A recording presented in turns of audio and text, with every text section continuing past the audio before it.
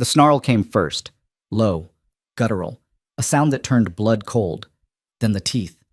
The military dog launched across the trauma bay, 100 pounds of trained lethality aimed at anyone who moved too fast, breathed too loud, existed too close to the gurney where the girl was dying.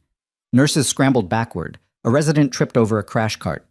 Dr. Marcus Hale barked orders no one could hear over the chaos, his voice drowned by the animal's rage and the flatline scream of monitors. Then a hand appeared in the dog's line of sight, steady, open, no threat, no fear, and a voice, quiet, almost bored, cut through the noise like a blade. "Shadow unit, down!" The dog dropped mid-leap, hit the floor, went silent. The entire room froze. Because the woman who'd just spoken wasn't supposed to know that command. She wasn't supposed to know anything except how to follow orders, keep her head down, and stay out of the way. That's what they'd told her every single day since she'd started 2 months ago at Redwood City Medical Center. Her name was Lena Voss, and up until 30 seconds ago, she was nobody. If you want to see how an invisible nurse dismantled a hospital's power structure in under 2 hours, stick around until the end. Drop a comment with your city so I can see how far this story travels. Let's go. Lena Voss had been a ghost long before she became a nurse. She showed up on time, kept her scrubs clean, never raised her voice. In the chaotic ecosystem of Redwood City Medical Center, that made her forgettable. Useful, maybe. Respected? Not even close. The trauma department ran on adrenaline and ego, and Lena had neither to spare. Or at least, that's what everyone assumed. Dr. Marcus Hale ruled the unit like a general who'd never seen combat. Tall, silver-haired, perpetually annoyed. He had a voice that could fill an operating theater and a habit of talking over anyone who wasn't another surgeon. Nurses were furniture to him. Lena, in particular, was a lamp he kept forgetting to turn off. "Voss, I need sutures. Voss, where's the imaging? Voss, do you even know what you're doing?" She answered every question, delivered every tool, never flinched. It drove him insane. On a Tuesday morning in late April, Hale stood in the center of the trauma bay, hands on hips, glaring at a monitor like it had personally insulted him. A 23-year-old motorcyclist had come in an hour earlier with a shattered femur and a bad attitude. The surgery had gone fine. The recovery wasn't. "Someone explain to me why this kid's pressure is dropping," Hale snapped. Lena glanced at the vitals, checked the drain output, looked at the kid's pallor. "Internal bleed," she said quietly. "Probably splenic. Missed it on the first scan." Hale turned on her like she'd just suggested bloodletting. "Excuse me?" "His spleen," Lena repeated, calm as glass. "It's bleeding, slowly. You'll see it if you run another CDA." Hale's jaw tightened. "Nurse Voss, I don't recall asking for your diagnosis." "You asked for an explanation." A few of the other nurses exchanged glances. One stifled a smile. Hale didn't notice. He was too busy turning red. "Run the scan," he said, voice clipped. Then to Lena. "And next time, wait until you're asked." She nodded, said nothing. The CT came back 20 minutes later. Splenic laceration, grade 3. Hale ordered an emergency splenectomy without a word to anyone, least of all Lena. She went back to work, restocked the crash cart, logged medications, pretended not to notice the way the other nurses looked at her now, half impressed, half uneasy. By the end of her shift, Hale had written her up for overstepping professional boundaries. Lena signed the form without reading it. That was the thing about working at Redwood City Medical Center. You could be right 100 times, and it wouldn't matter if you were the wrong kind of person. Lena had figured that out in her first week. The hierarchy here wasn't about skill, it was about volume, confidence, the willingness to speak over someone else before they finished their sentence. She had none of those things. Not anymore. 2 years ago, she'd had a different name, a different life. She'd flown helicopters through war zones, pulled dying soldiers out of fire zones, made calls that meant the difference between someone going home or going into a box. She'd been good at it, better than good. And then she'd walked away. No one here knew that. No one here needed to know that. Lena Voss was just another nurse trying to make it through her shift without getting yelled at. And that was fine. She'd chosen this. The quiet. The anonymity. The chance to help people without the weight of a uniform or a call sign. But some days, it was harder than others. 2 days later, the call came in at 4:47 p.m. Incoming trauma, MVA, single vehicle, rollover. Female, mid-20s, unresponsive at the scene. ETA 4 minutes. The trauma bay lit up. Nurses prepped lines, pulled supplies, cleared space. Hale appeared from the attending lounge, coffee in hand, looking like he'd been interrupted mid-nap. "What have we got?" he asked, not really caring. "Car accident," said Jenna, one of the senior nurses. "Sounds bad." "They always sound bad." Hale took a sip of coffee. "Let's get this over with." Lena was in the supply room when she heard the sirens. She finished labeling a tray of instruments, grabbed a pair of gloves, and walked back into the bay just as the paramedics burst through the doors. The gurney rattled across the tile. The patient was young, blonde, her face a mess of blood and bruising. Paramedic at the head of the bed was shouting vitals. BP crashing, breath sounds unequal, pupils sluggish. But Lena wasn't listening to him. She was looking at the dog. It came in low and fast, sleek black coat, ears pinned back, moving like a shadow with teeth. No leash, no handler, just a missile of muscle and rage that planted itself between the gurney and the trauma team, growling like a chainsaw. "Jesus, get that thing out of here," Hale barked. One of the paramedics tried to grab its collar. The dog snapped, missed his hand by an inch. "It won't leave her," the paramedic said, breathless. "We tried. It attacked animal control. We had to let it ride in the rig." "Then sedate it." "With what? You want me to dart it in a hospital?" The dog's growl deepened. Someone knocked over a tray. Metal clattered. The animal's head whipped toward the sound, and for a second, Lena thought it was going to lunge. She stepped forward. "Voss, don't—" But she was already moving. No hesitation, no fear, just a smooth, deliberate approach. One hand raised, palm out. The dog's eyes locked on her. And Lena spoke. "Shadow unit, down." The words were quiet, clipped, military clean. The dog hit the floor like someone had cut its strings, ears flat, eyes up, waiting. The trauma bay went silent. Hale stared. Jenna's mouth hung open. The paramedics looked at each other like they'd just witnessed a magic trick. Lena crouched down, slow, and rested her hand on the dog's head. It didn't move, didn't growl, just watched her with an intensity that felt almost human. "Good boy," she murmured. Then louder. "Someone get him to the waiting area. He'll stay if I tell him to." "Voss," Hale started. She turned and something in her eyes made him stop. "The patient's got a pneumothorax and probably a liver lac. If we don't move now, she's dead in 3 minutes. You want to stand here talking or you want to work?" Hale opened his mouth, closed it, then finally nodded. "Move." The team surged into action. Lena called for a chest tube kit, started a second line, got the girl onto the table. Her hands moved fast, efficient, like she'd done this 1,000 times, which technically she had. Just not here. Not as a nurse. Hale tried to take the lead, but Lena was already 2 steps ahead, ordering imaging, prepping fluids, reading signs before the monitors even caught up. "She's got free fluid in the abdomen," Lena said, eyes on the ultrasound. "Needs surgery now." "I can see that," Hale snapped. "Then stop talking and move." The words hung in the air like a slap. Jenna made a noise somewhere between a gasp and a laugh. Hale's face went purple, but he moved. The girl made it to the OR. Lena scrubbed out, peeled off her gloves, and walked back into the hallway. The dog was sitting by the door, perfectly still, waiting. She knelt beside him. "You did good," she said softly. The dog's tail thumped once. Behind her, footsteps. Lena didn't turn. That was a classified command. The voice was male, calm, too calm. Lena stood slowly, turned, and found herself looking at a man in a dark suit. Buzz cut, hard eyes. Federal written all over him. "You're mistaken," she said evenly. "Am I?" He tilted his head. "Because shadow units are Tier 1 assets. Only handlers and active operators know those commands. And you're not on any active roster." Lena met his gaze, said nothing. The man's expression didn't change. "The dog's name is Ricochet. He's assigned to Major General Sam Calloway. The girl on that table? That's his daughter." Lena's pulse didn't spike, didn't stutter. She'd learned a long time ago how to keep her heart rate steady under pressure. "Then I'm glad we could help her," she said. The man studied her for a long moment. Then he reached into his jacket and pulled out a badge. Not FBI, not local PD, Defense Intelligence. "We need to talk, Ms. Voss." He paused. "Or should I say, Lieutenant Rains?" Lena's jaw tightened. "That name's dead." "Is it?" The agent's voice dropped. "Because, from where I'm standing, she just saved a general's daughter and controlled a combat-trained asset with a command she shouldn't know. That doesn't sound very dead to me." Before Lena could answer, the elevator chimed.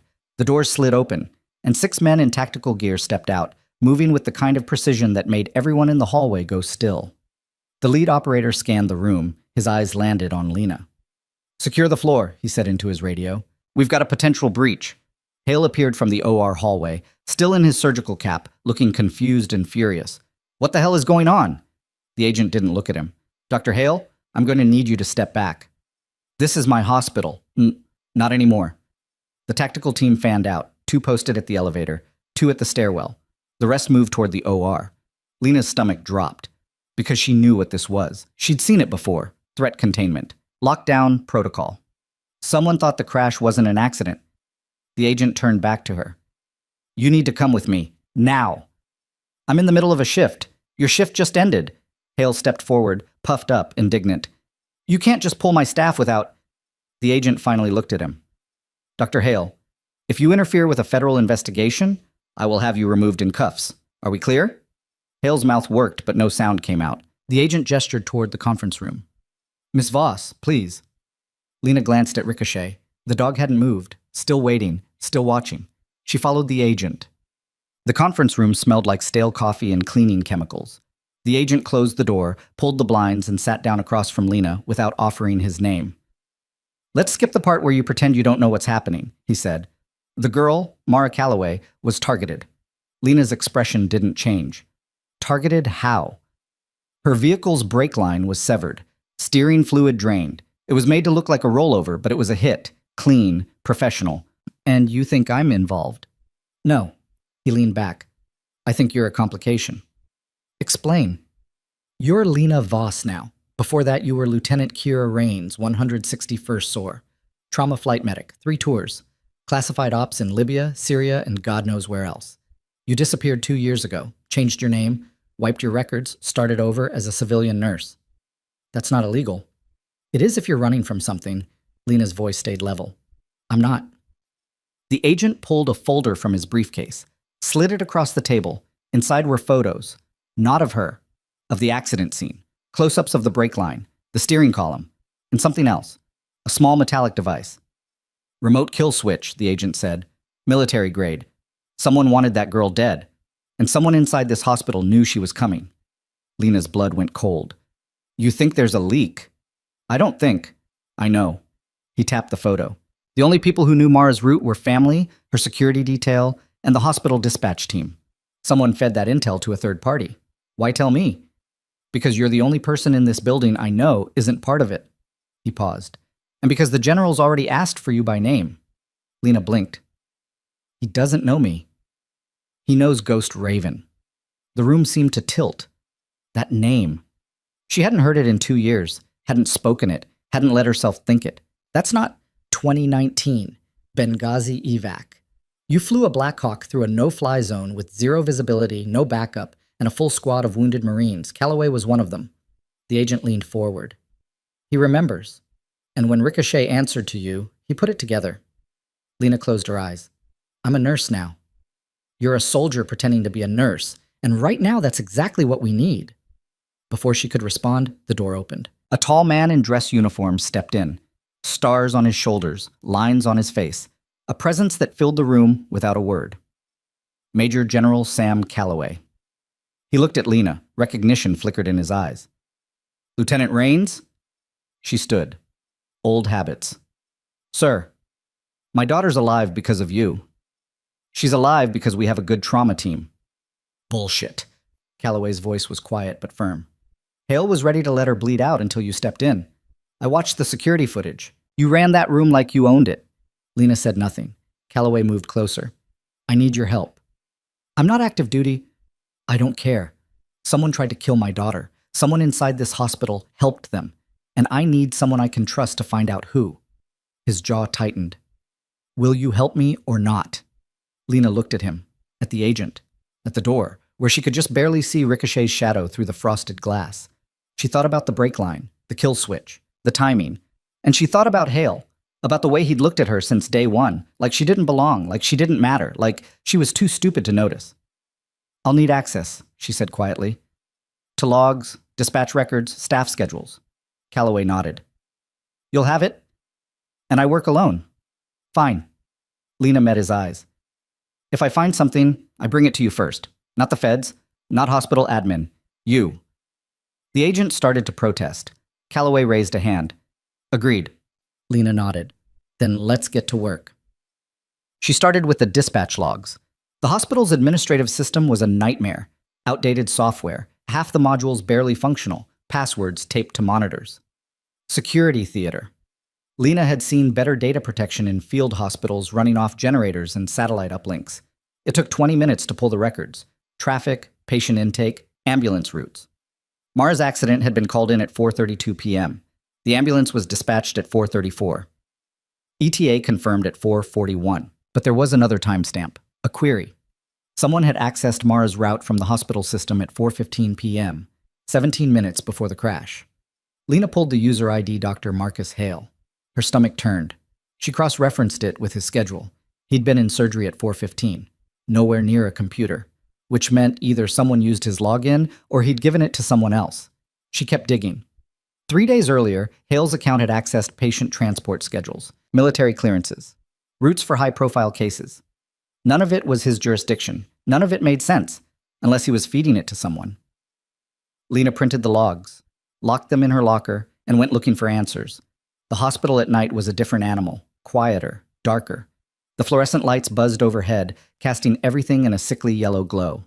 Lena moved through the corridors like a shadow, her sneakers silent on the tile. She found Jenna in the break room halfway through a vending machine sandwich that looked older than most of the residents. "Hey," Jenna said, surprised. "Thought you went home." "Couldn't sleep. You got a minute?" Jenna gestured to the empty chair across from her. "Sure. What's up?" Lena sat, kept her voice casual. "You know Dr. Hale pretty well, right?" Jenna snorted. "As well as anyone knows that jackass. Why? He ever ask you to do anything off-book? Like what?" "Access records, run reports, anything outside normal protocol." Jenna's expression shifted.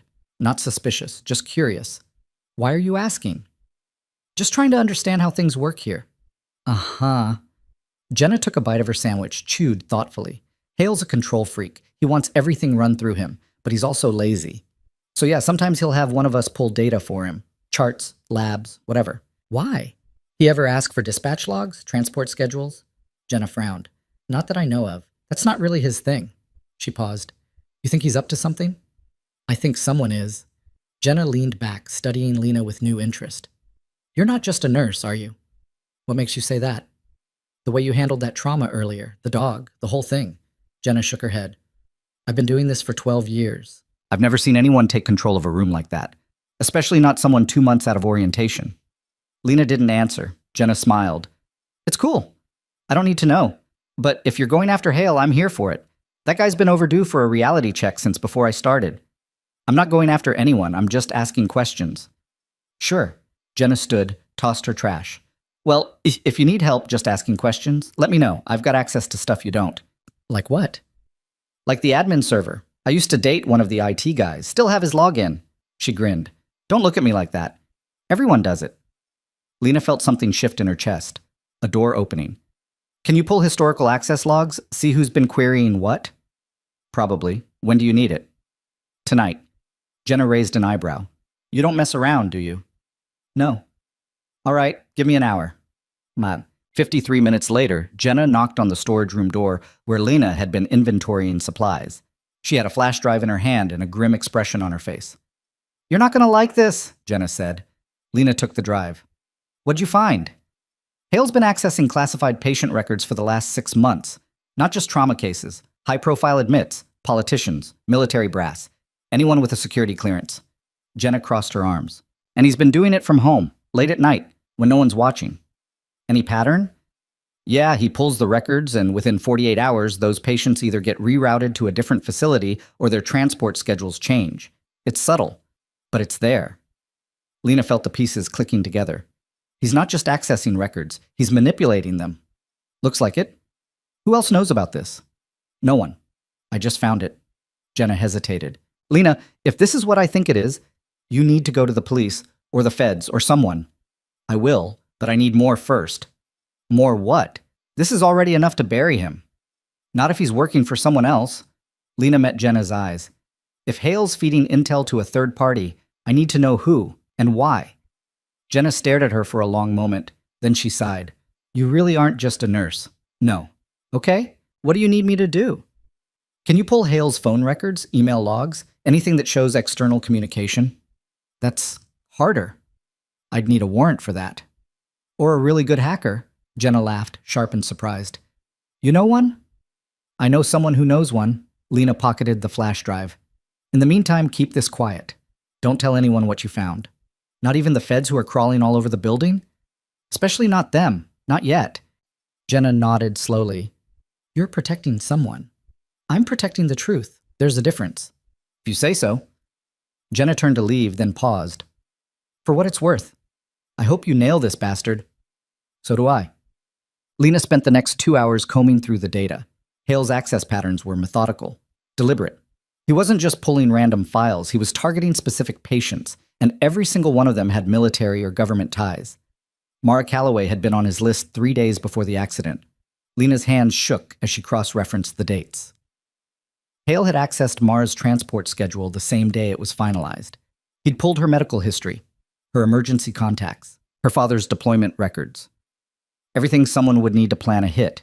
She printed the evidence, sealed it in an envelope, and went to find Calloway. The general was in the surgical waiting room, alone. Ricochet lay at his feet, head on his paws, eyes half closed but alert. When Lena walked in, the dog's ears perked up. Calloway looked up. You find something? It wasn't a question. Lena handed him the envelope. Hale's been accessing classified records for months. He pulled your daughter's file 3 days before the crash. Calloway's jaw tightened as he read. His knuckles went white on the pages. This son of a bitch. There's more. He's not working alone. Someone's been feeding him instructions. I need access to his communications to prove it. You'll have it. Calloway stood. But we do this smart. If we spook him now, whoever he's working for will disappear. So what do you want me to do? Keep digging. Find out who's pulling his strings. And when you do, Calloway's voice went cold. We bring the whole thing down. Lena nodded. There's something else. I think he knows I'm looking. Why? Because he's been avoiding me since the lockdown started, and Hale doesn't avoid anyone. He confronts. Calloway's expression darkened. You think he'll run? I think he'll try to clean up loose ends. Lena glanced at Ricochet. And I think I'm one of them. Then we move now. Not yet. If we grab him before I have proof of his contact, we lose the whole network. And if we wait, you're a target. I've been a target before. Calloway studied her. You really did walk away from all this, didn't you? I tried. Regret it? Lena thought about the last 2 years, the quiet shifts, the anonymity, the illusion of peace. Every day, she said quietly. But I'd do it again. Calloway nodded. For what it's worth, Lieutenant, you're exactly the kind of soldier we need more of. The kind who knows when to walk away. He paused. And when to come back. Before Lena could respond, her phone buzzed. A text from Jenna. Found something. Meet me in the morgue, now. Lena's blood went cold. The morgue was on the basement level, isolated, quiet. The kind of place where conversations didn't get overheard, or where accidents happened. I have to go, Lena said. Where? Jenna found something. Calloway stood. I'm coming with you. No, if Hale sees you, he'll know we're on to him. Then take Ricochet. Lena looked at the dog. He was already on his feet, watching her. He won't listen to me like he listens to his handler. He already did once. Calloway gave a sharp whistle. Ricochet trotted over. Ricochet, guard. The dog's posture shifted, alert, ready. Calloway looked at Lena. He'll stay with you now. Anyone tries anything, he'll know before you do. Lena crouched down, met the dog's eyes. You ready to work, boy? Ricochet's tail wagged once. Good. Let's go.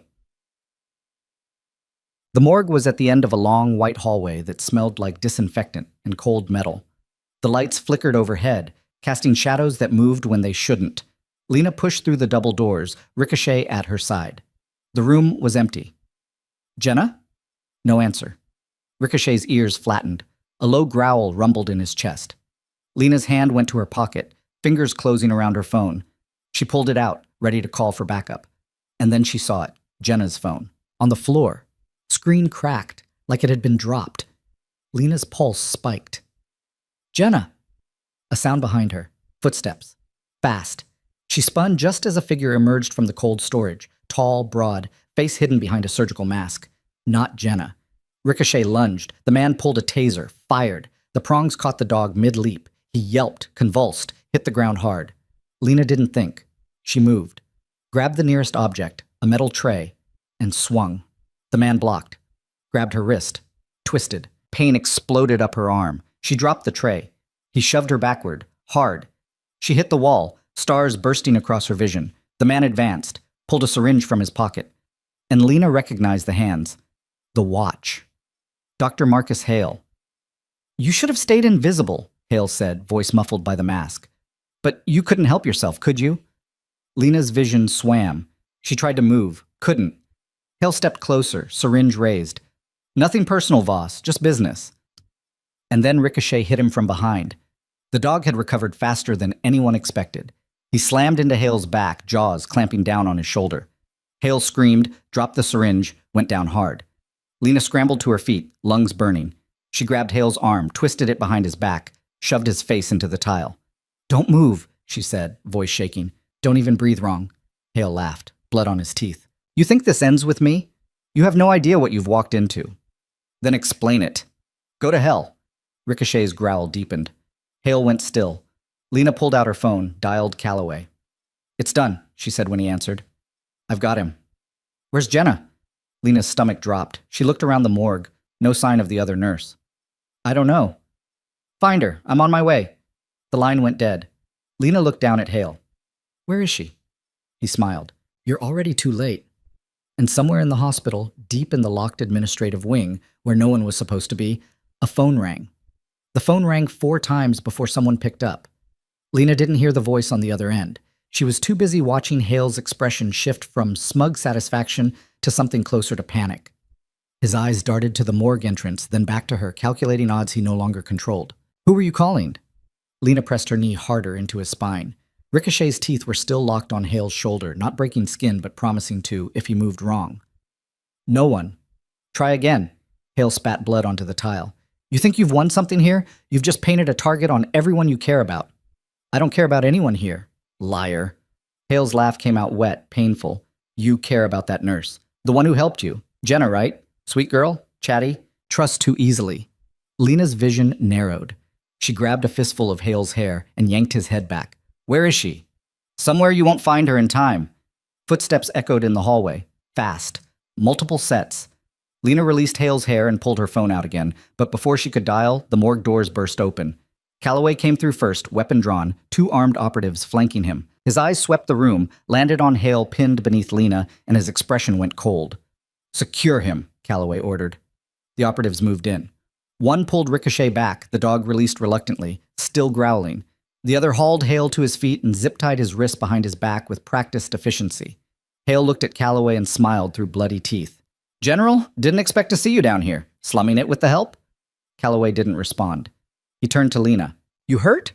No, but Jenna's missing. He said I'm already too late. Then we move fast. Calloway gestured to one of his men. Get him to the secure room upstairs. No one talks to him until I say so. Sir, protocol requires... I don't give a damn about protocol. Move! The operatives hauled Hale toward the door. He twisted back, eyes locked on Lena. You should have stayed a ghost, Rains. Now everyone's going to know what you really are. The doors swung shut behind him. Lena's hands were shaking. She balled them into fists, forced her breathing to steady. Calloway noticed but didn't comment. We need to find Jenna, Lena said. We will. But first, I need to know what you're walking into. Calloway pulled out a tablet, pulled up building schematics. This hospital has 200 rooms, 4 floors, and a basement level that hasn't been fully mapped since the 80s. If Hale stashed her somewhere, it could be anywhere. He made a call, right before you got here. Someone answered. Can you trace it? Not without his phone. Lena looked at the cracked device still lying on the floor where Jenna had dropped it. She picked it up, turned it over. The screen was shattered, but it powered on. This is Jenna's. She texted me to meet her here. So either she walked into a trap or someone used her phone to lure you. Both. Lena scrolled through the recent messages. The last outgoing text was the one to her. Before that, nothing unusual. But the call log showed something else. 3 incoming calls in the last hour, all from the same block number. Someone's been trying to reach her. Calloway took the phone, forwarded the data to his tech team. We'll run it. In the meantime, we sweep the building, room by room if we have to. That'll take hours. If he's telling the truth, we don't have hours. Then what do you suggest? Lena thought about Hale's expression when he'd said Jenna's name. The confidence, the certainty. He wasn't bluffing. He knew exactly where she was. Let me talk to him. Absolutely not. He won't talk to you. Military authority doesn't scare him anymore. But me? Lena met Calloway's eyes. I'm the one who just took him down in a morgue with a dog and a metal tray. His ego won't let that go unanswered. Calloway studied her for a long moment. Then he nodded. 5 minutes, and I'm in the room with you. Fine, but let me lead. They took the elevator to the third floor. The secure room was a converted conference space with reinforced doors and no windows. Hale sat in the center, still zip-tied, flanked by two guards who looked like they'd rather be anywhere else. When Lena walked in, Hale's smile returned. Come to gloat? Come to give you a choice. Lena pulled out a chair, sat across from him, didn't break eye contact. Tell me where Jenna is, and maybe you walk out of this with a plea deal. Keep playing games, and I make sure everyone knows you folded the second a nurse put you on the ground. Hale laughed. You think I care about my reputation? I think you care about control. And right now, you don't have any. His smile faltered, just for a second, but Lena saw it. You're right, Hale said quietly. I don't have control.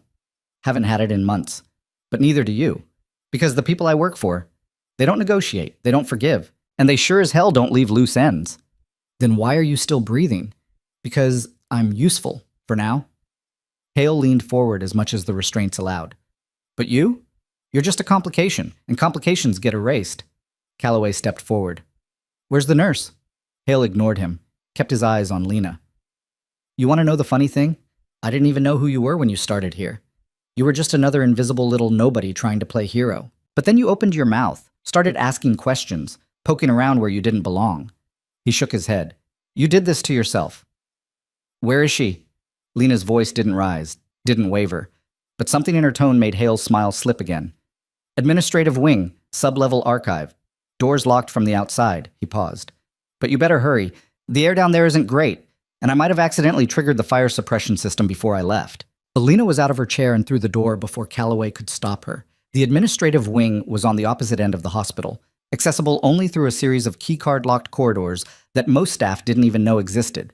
Lena sprinted through them, Ricochet at her heels, Calloway and his men struggling to keep up. Voss, wait. She didn't. Couldn't. The fire suppression system in the archives used halon gas, displaced oxygen, suffocated flames. And people. If Jenna was locked in there, she had minutes, maybe less. Lena hit the archive door at full speed, grabbed the handle. Locked. She stepped back, kicked it. The door shuddered, but held. Move. One of Calloway's operatives stepped forward with a breaching tool. 2 hits and the lock gave way. The door swung open. Smoke poured out. Not fire smoke. Chemical. Halon. Lena pulled her shirt over her mouth and nose and went in. The archive was a maze of filing cabinets and storage boxes stacked floor to ceiling. Emergency lights cast everything in red. The halon system was still hissing, pumping gas into a room that was already unbreathable. Jenna! No answer. Ricochet barked. Once, sharp, then bolted toward the back of the room. Lena followed, squeezed between rows of shelves, lungs already burning. She found Jenna on the floor behind a toppled filing cabinet, unconscious, lips tinged blue. Got her! Lena shouted. She hooked her arms under Jenna's shoulders, started dragging her toward the exit. The weight was awkward, the smoke thicker with every step. Her vision started to blur. Then Calloway was there, grabbing Jenna's other arm, pulling. Together they got her out into the hallway. One of the medics, already called, already waiting, dropped to his knees beside her, started checking vitals. She's breathing, the medic said. Barely. We need oxygen. Now. They got Jenna onto a gurney, hooked her up to a portable tank. Her color started to return. Slowly. Too slowly.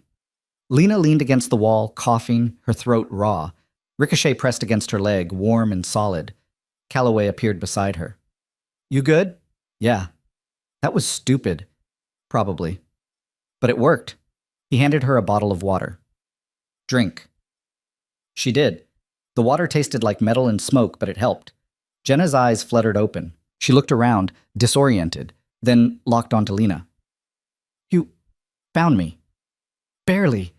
Lena crouched down beside the gurney. What happened? I was pulling files. Someone came up behind me, hit me. I woke up in there. Jenna coughed, winced. Did you get him? Yeah, we got him. Good. Jenna closed her eyes. Tell me you made it hurt. Ricochet did. That got a weak smile. Good dog. The medic started wheeling Jenna toward the elevator. Lena watched her go, the knot in her chest loosening just enough to breathe. Calloway's phone buzzed. He answered, listened, then hung up. My tech team traced the block number from Jenna's call log. It's a burner, but they pinged its location. He pulled up a map on his tablet. Downtown, industrial district, warehouse registered to a shell company. Let me guess. Same shell company that owns the vehicle Mara was driving? Bingo. Lena looked at him. You're going in. We're going in. You earned this. I'm not military anymore. No, you're better. You're someone who gives a damn. Calloway gestured toward the exit. Come on, let's finish this. The warehouse sat on the edge of the industrial district, surrounded by chain link fence and a whole lot of nothing. No lights, no movement, just concrete and rust and the smell of old oil. Calloway's team approached in 2 vehicles, 1 SUV, 1 van, silent, dark, professional. Lena rode in the SUV, Ricochet in the back, Calloway up front coordinating over comms. The plan was simple. Perimeter sweep.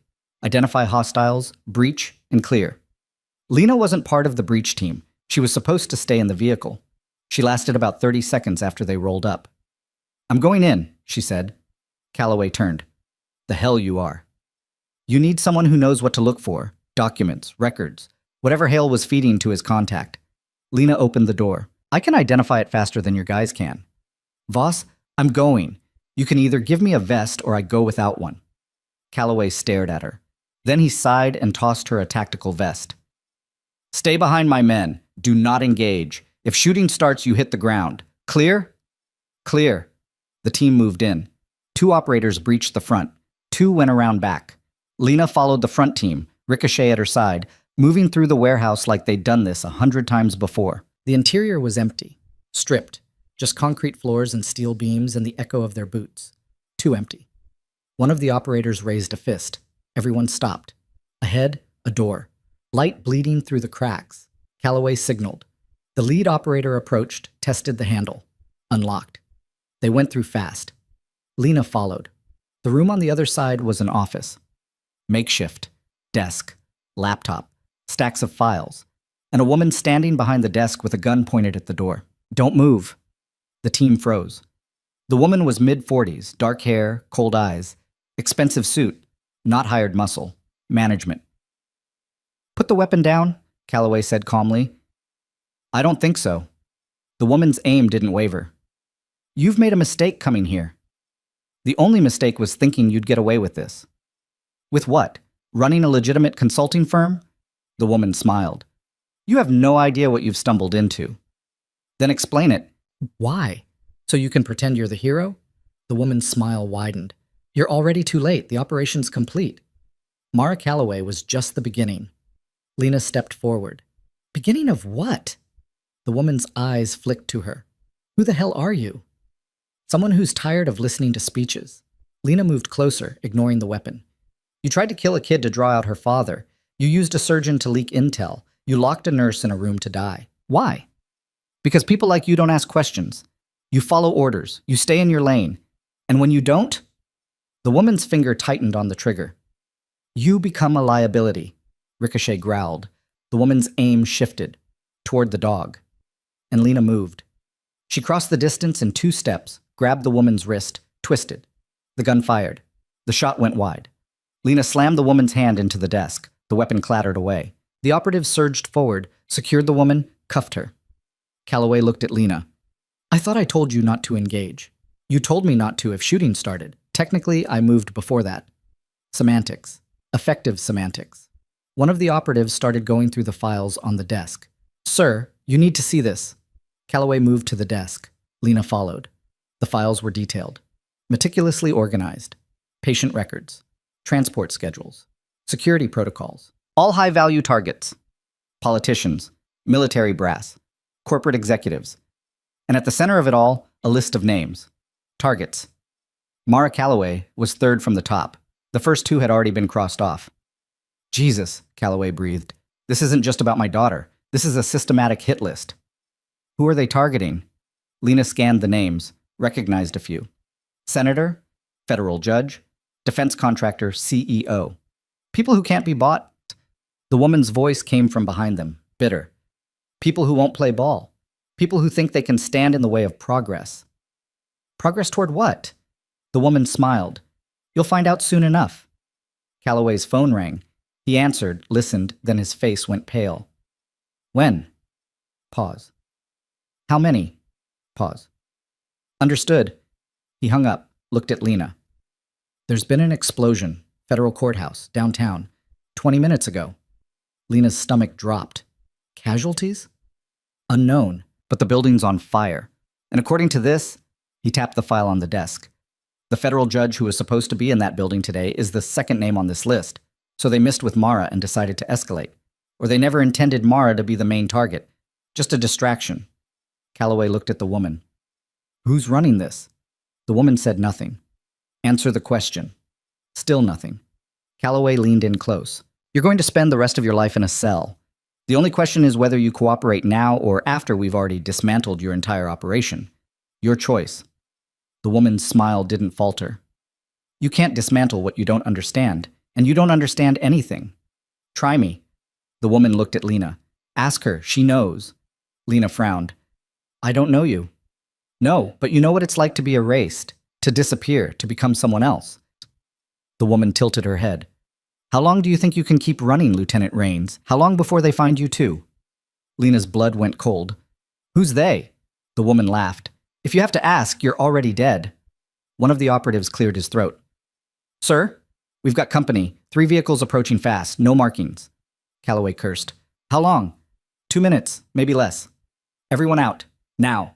Calloway grabbed the laptop and as many files as he could carry. Move! They ran. Back through the warehouse, toward the exit. Behind them, the sound of engines. Doors slamming. Voices shouting. They made it to the SUV. Piled in. The driver punched it. Gunfire erupted behind them. Rounds pinged off the armored vehicle. The back window spiderwebbed but held. Go, go, go, Calloway shouted. The driver didn't need to be told twice. They fishtailed onto the main road, tires screaming, and disappeared into the night. Lena looked back. The warehouse was already swarming with figures, black tactical gear, professional, coordinated. Who the hell are they? She asked. Calloway was staring at the laptop. I don't know, but whoever they are, they just confirmed everything that woman said. Which is that we're not dealing with a rogue surgeon or a single corrupt organization. Calloway looked up, his expression grim.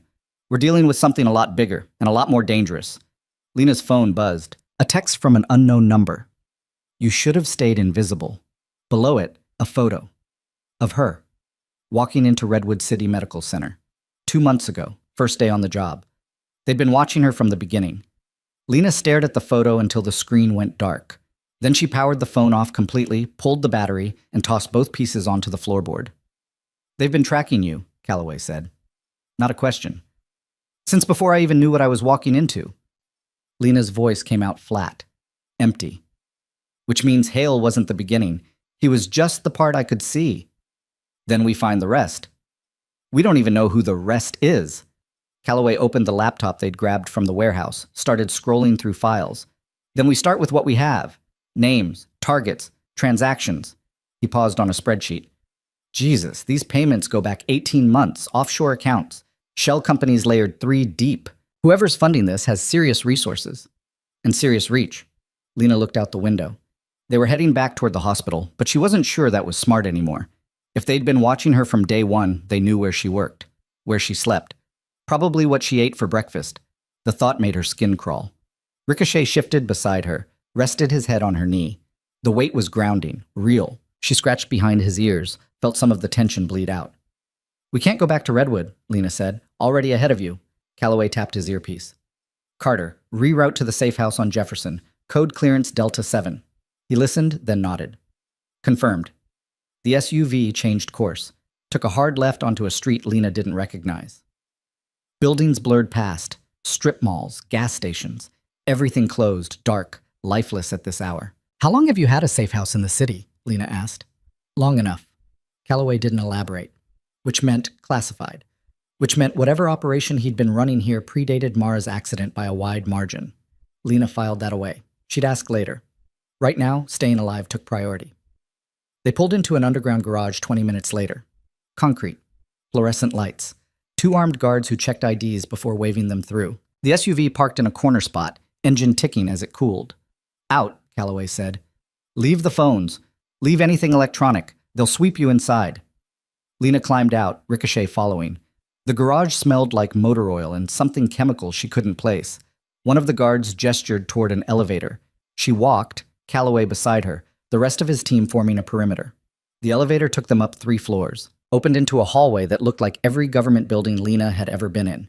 Beige walls, tile floors, doors with frosted glass and numbers instead of names. Calloway led her to the 3rd door on the left, unlocked it with a key card. Inside was a conference room. Table, chairs, whiteboard, and a man Lena didn't recognize standing by the window. He turned when they entered. Mid-50s. Suit that cost more than Lena made in a month. Gray at the temples. Eyes that missed nothing. "General Calloway," the man said. "I was starting to think you weren't coming." "Director Wallace." Calloway's tone was cordial but guarded. "Didn't realize you'd be joining us." "Your escapade at the warehouse triggered some alarms. Thought I'd see what all the fuss was about." Wallace's gaze shifted to Lena. "And you must be the nurse who's been causing all this trouble."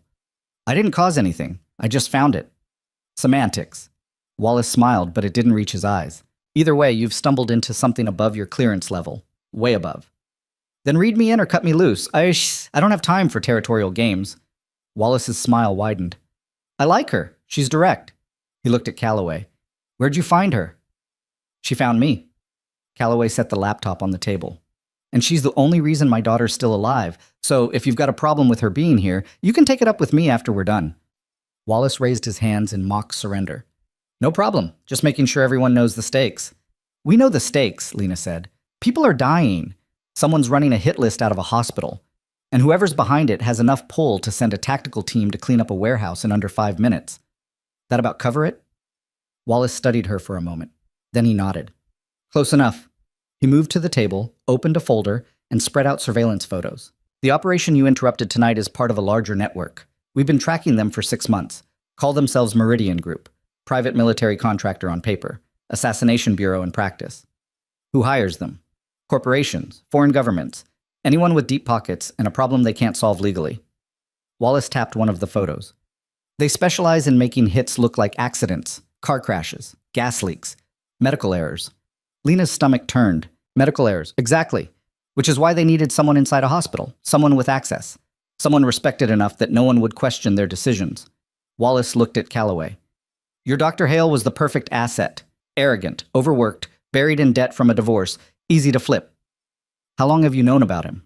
Calloway's voice was dangerously quiet. 3 weeks. We were building a case, waiting for him to lead us to his handler." And you didn't think to warn the hospital? Warn me? We didn't know your daughter was a target until it was too late. By the time we connected the dots, she was already in surgery." Wallace met Calloway's glare without flinching. "I'm sorry, but if we'd moved earlier, we would have tipped them off, lost the whole network.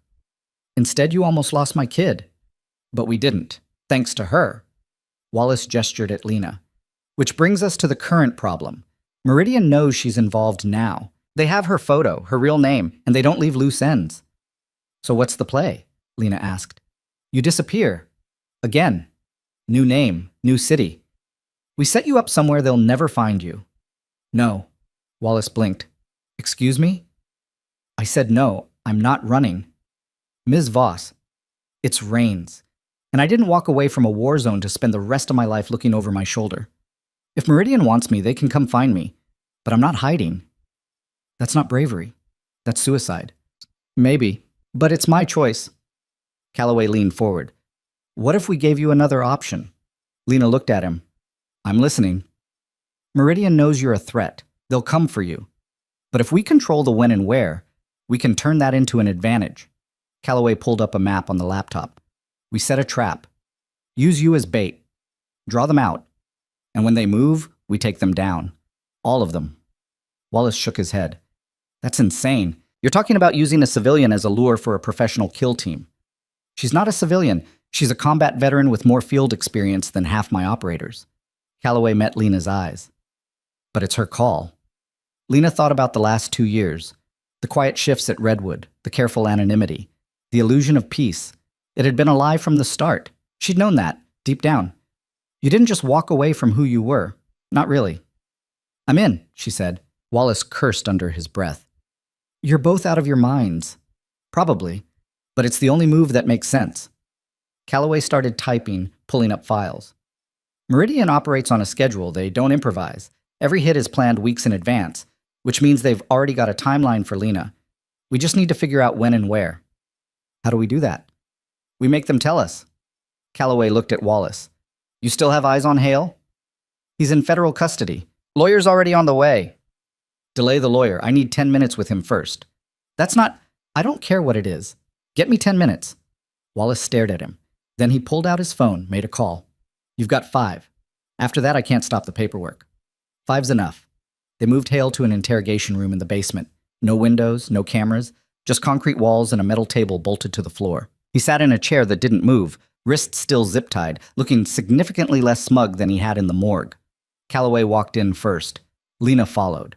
The door locked behind them. Hale looked up. Come to finish what your dog started? I'm here to offer you a deal, Calloway said. I already have a lawyer. Your lawyer's stuck in traffic. Funny how that happens? Calloway sat down across from Hale. Here's the situation. You're looking at federal charges. Conspiracy, attempted murder, treason if we can make it stick. You'll spend the rest of your life in a cell, unless you cooperate. Cooperate how? Tell me when Meridian's coming for her. Calloway nodded toward Lena. And where? Hale laughed. Why would I do that?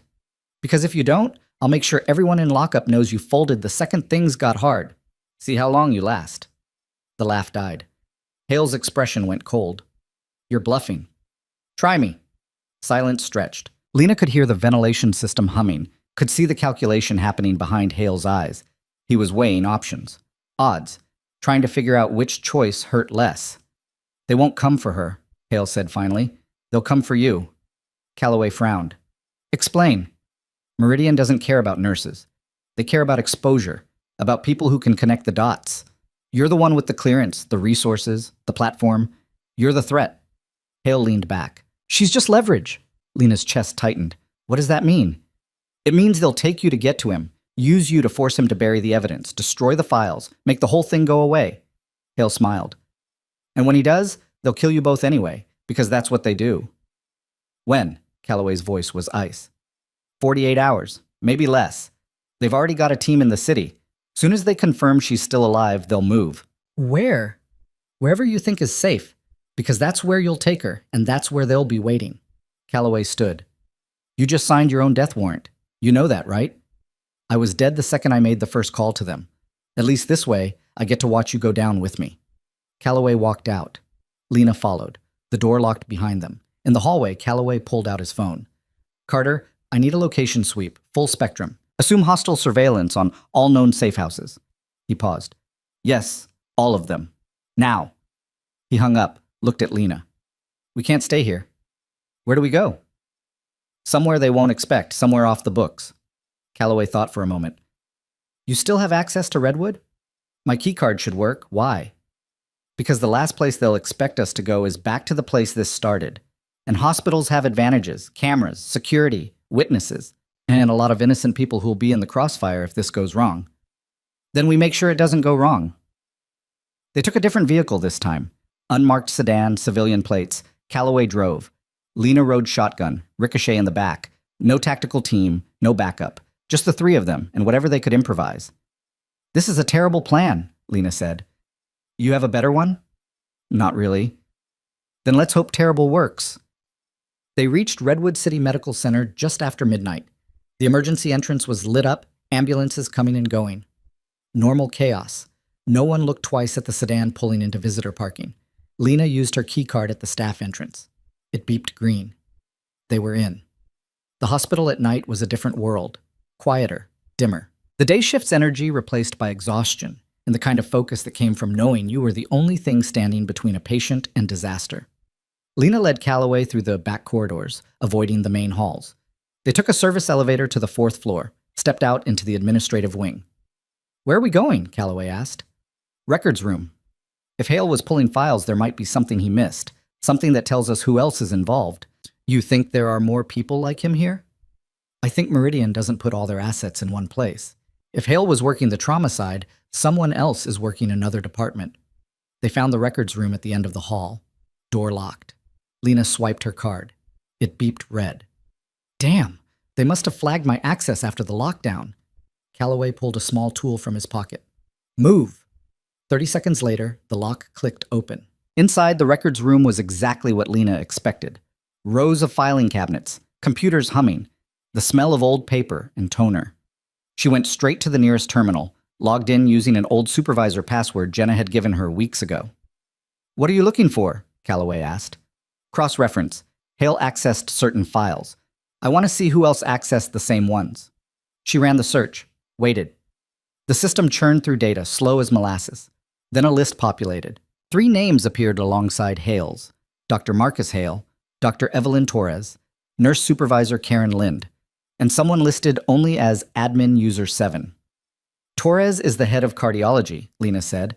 Lind runs the ICU, but Admin User 7. She clicked on the profile. No photo, no details, just a generic placeholder. This account was created 6 months ago, same time Hale started pulling files. Ghost account, Calloway said. Someone who doesn't officially exist. Lena ran a deeper search, found the IP logs. Admin User 7 had accessed the system 43 times in the last 6 months, always late at night, always from the same terminal. Where's that computer? Calloway asked. Lena checked the location tag. Her blood went cold. Mara's recovery room. They ran, down the hallway, through the ICU, past nurses who looked up, startled, then went back to their charts. Lena's keycard got them through the secure doors. They burst into Mara's room expecting chaos. Instead, they found a woman standing by the IV line, syringe in hand. She looked up. Mid-30s, scrubs, Redwood City Medical Center badge clipped to her pocket, blonde hair pulled back, expression calm, professional. Can I help you? She asked. Lena's eyes dropped to the syringe. Clear liquid. Could be saline. Could be something else. Step away from the patient, Calloway said quietly. The woman didn't move. I'm sorry, who are you? Federal agent. Step away. Now. The woman's hand tightened on the syringe. I'm just administering medication. Doctor's orders. What medication? Morphine, for pain management. Show me the chart. The woman hesitated. Just a second. But it was enough. Lena moved, grabbed the woman's wrist, twisted. The syringe fell, hit the floor, shattered. The woman tried to pull free. Lena held on. Who are you? Nurse Hayes, ICU staff. Let go of me. Bullshit. I've worked here 2 months. I've never seen you before. The woman's expression changed. The professional mask slipped. What replaced it was something colder, harder. You should have stayed invisible, she said. Then she moved, fast, trained, a strike to Lena's throat that would have crushed her windpipe if Lena hadn't blocked, a knee to the ribs, an elbow to the face. Lena stumbled back, tasted blood. Calloway drew his weapon. Don't move! The woman ignored him, lunged for the IV line. Calloway fired. The shot went wide. He couldn't risk hitting Mara. The woman grabbed the line, started to inject something directly into it. Ricochet hit her from the side. 80 pounds of muscle and teeth. The woman went down hard. The IV line ripped free. Alarms started screaming. Nurses flooded into the room, security behind them. Chaos erupted. Calloway hauled the woman to her feet, cuffed her. Get a med team in here, now! Lena was already at Mara's side, checking vitals. The IV had disconnected before whatever was in that syringe could reach her bloodstream. Pulse steady. Breathing normal. No immediate danger. She's okay, Lena said. She's okay. The woman in cuffs laughed. You think this changes anything? You think stopping me stops them? Calloway pulled her close. Who sent you? People you can't touch. People who've been running the city longer than you've been alive. Names. The woman smiled. You'll find out soon enough. They're already here. Lena's stomach dropped. What does that mean? It means you're out of time. The lights went out. Emergency power kicked in a second later, but it was too late. In the darkness, Lena heard movement. Fast. Coordinated. Multiple people. Then gunfire. Not in the room. Down the hall. Short controlled bursts. Professional. Calloway grabbed Lena's arm. We need to move. Now. We can't leave Mara.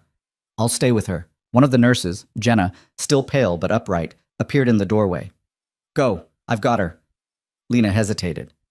Go! Jenna shouted. They went. Out into the hallway. Smoke was already filling the corridor. Alarms screaming. People running. Lena couldn't tell who was staff and who was hostile. Then she saw them. 4 figures in black tactical gear, moving through the chaos with practiced efficiency. Weapons raised, firing on anyone who got in their way. Calloway returned fire. Dropped one. The others scattered, took cover. This way. Lena grabbed his arm, pulled him toward the stairwell. Ricochet bolted ahead, clearing the path. They made it to the stairs, started down. Behind them, footsteps. Heavy boots. Getting closer. Second floor. First floor. Ground level. They burst into the main lobby. More chaos, patients being evacuated, staff trying to maintain order. No one knew what was happening. Lena scanned the exits. 3 options. Front entrance, ambulance bay. Service door by the kitchen. Ambulance bay, she said. It's the fastest route out. They ran. Halfway across the lobby, Lena saw him, standing by the exit, watching, waiting. Tall, dark suit, familiar face. Director Wallace. He locked eyes with Lena, raised a hand, not in greeting, in signal. And Lena understood. The tactical team wasn't Meridian. It was his. Calloway. But before she could finish, Wallace pulled a weapon. Aimed, not at her, at Calloway. I'm sorry, General, but you know too much. The shot echoed through the lobby. Calloway went down. Calloway hit the ground hard. Lena didn't think. She dropped, rolled, came up behind a reception desk as 2 more shots punched through the space where her head had been. Glass shattered. Someone screamed. The lobby descended into pure chaos. She reached for Calloway. His eyes were open, face twisted in pain, hand pressed against his left shoulder, blood seeping between his fingers. Not center mass. Not fatal, but bad enough. Can you move? Lena hissed. Yeah. Calloway's voice came out strained. Go. Get out of here. Not without you. That's an order. I don't take orders anymore. Ricochet was beside them, low to the ground, every muscle coiled. Lena grabbed Calloway's good arm, started dragging him toward the service corridor. Return fire erupted from somewhere behind them. One of Calloway's men, still loyal, still fighting. It bought them seconds.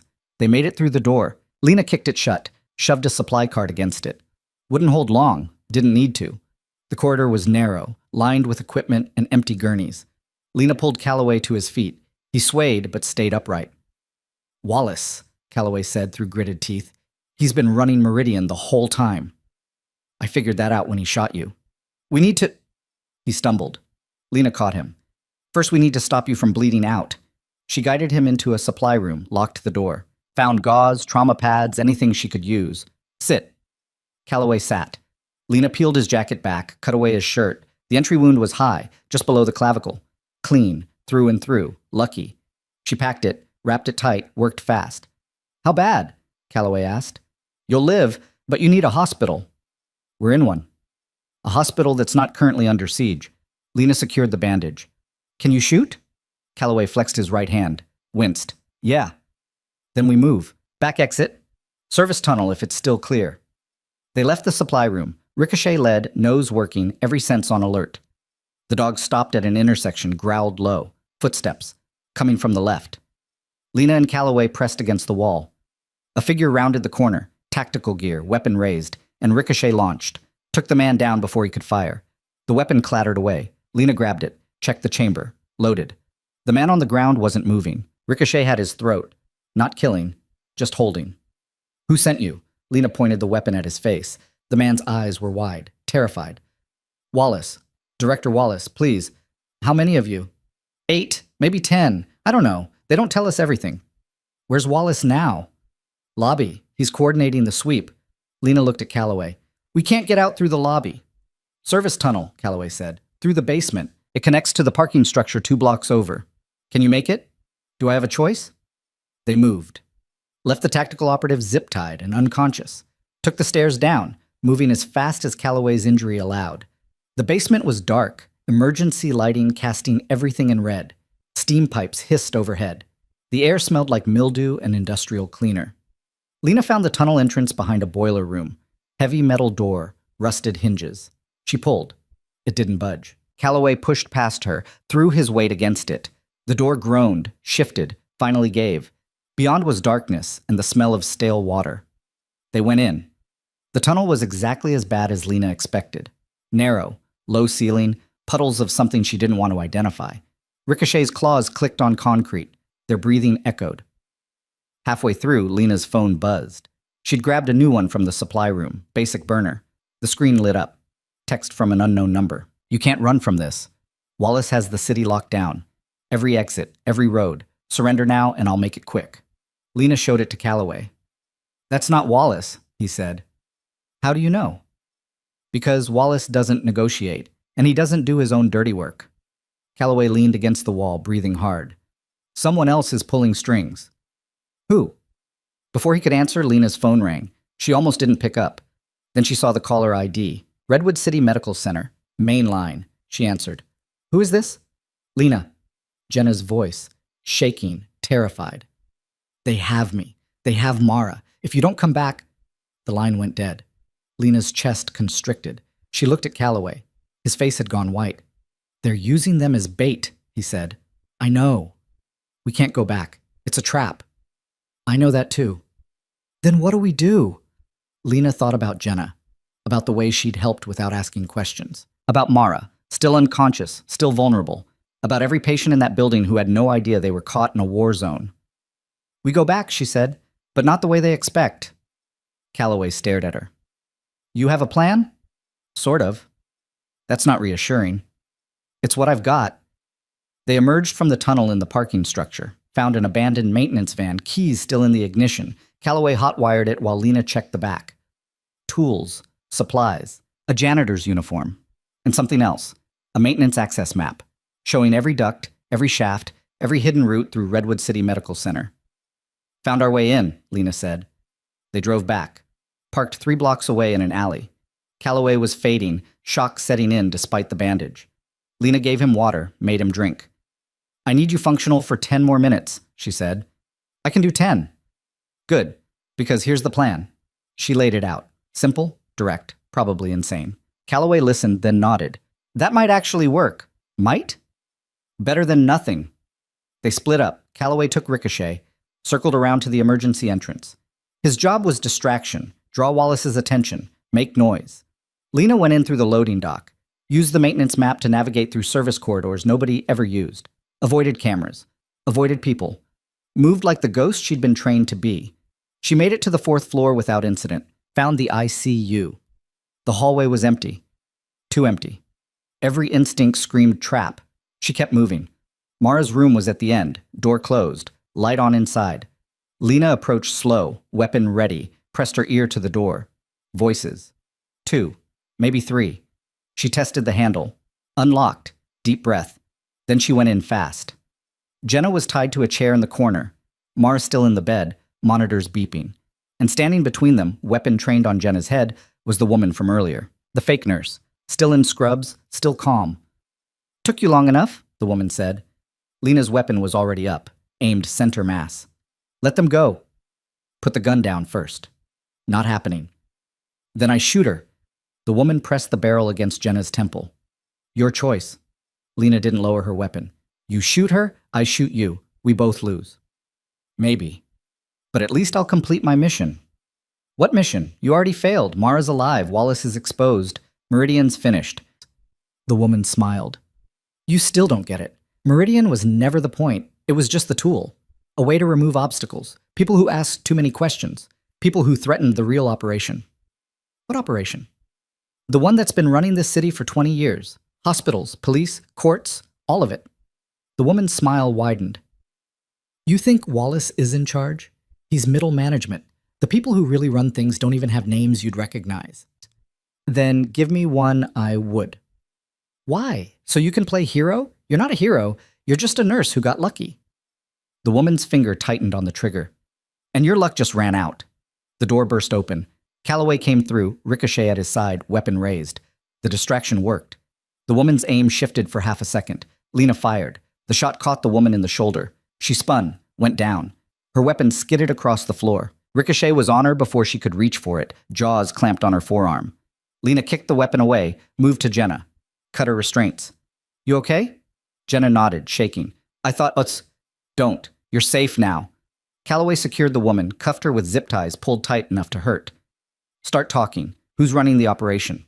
The woman laughed, blood on her teeth. You'll never get close enough to find out. Try me. Fine.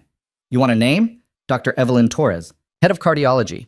She's been on the payroll for 15 years, so has half the hospital board, so has your precious director Wallace. The woman coughed. You think taking down 1 or 2 people changes anything? The system's been rigged since before you even knew this place existed. Lena felt something click. Torres. She was one of the names on Hale's access list. Give the nurse a prize. The woman's voice was fading. She's been running medical cover for high-value eliminations, heart attacks, strokes. Complications during surgery, all clean, all untraceable. Where is she now? Where do you think? Cleaning up the last loose ends. The woman's eyes drifted to Mara. Starting with her. Calloway was already moving. I'll stay with Mara. You find Torres. Alone? You won't be alone. He gestured to Ricochet. Take him. He'll know if something's wrong. Lena ran. Cardiology was 2 floors down. She took the stairs, Ricochet keeping pace. Her mind was racing. If Torres was still in the building, she'd be in her office. Or the OR. Somewhere she could control the narrative. Lena hit the 2nd floor, turned toward the cardiology wing. The hallway was dark. Quiet. Wrong. Ricochet's hackles went up, then the lights came on. Dr. Evelyn Torres stood at the far end of the hall. Mid-40s. Dark hair. White coat. Stethoscope around her neck. She looked like every competent, overworked cardiologist Lena had ever met.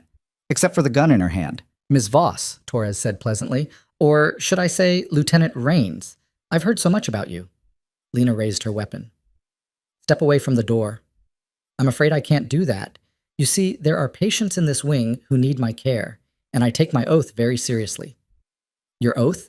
You've been killing people for 15 years. I've been saving people, the right people, the ones who matter.